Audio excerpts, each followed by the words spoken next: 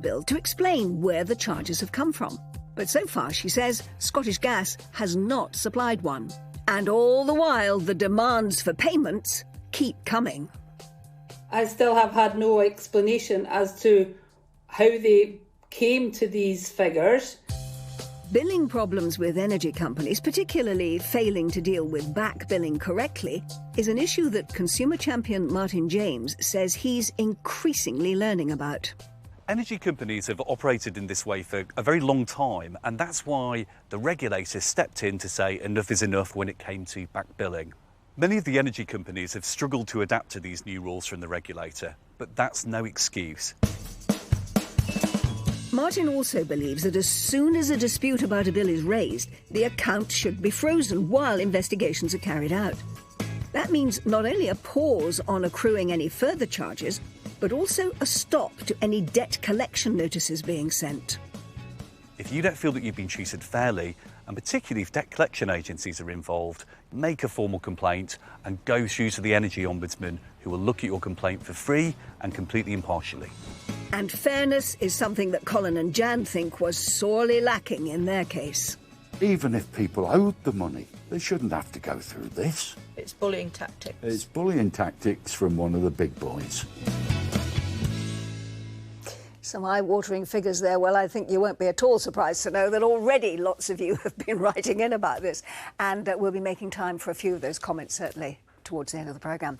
But just to recap, when we spoke to British Gas, who are the parent company of Irene's former supplier, Scottish Gas, it told us that her debt had come about after she had changed the meter at her property in February 2018, but that this change had not been updated on the company's records, so it had been undercharging her. Whoa. Well, it admitted that chasing the money owed, of course that's correct, at the time, but said that it had since realised under the back billing rules this should not have happened. It apologised and said it had therefore written off the £14,500, I can't believe that is a debt, and the intimidation of it all as well. And they confirmed that there was no impact on her credit record, and I think that's the least she deserves. But she sent us this message. It's such a relief that I will no longer be chased for these bills. So excellent work. Thank you, Rip of Britain. £14,000 worth of relief. Whew. Now, there's more good news, this time for Colin and Jan, who were battling with E.ON. It, too, has held up its hands and said, we got this one wrong.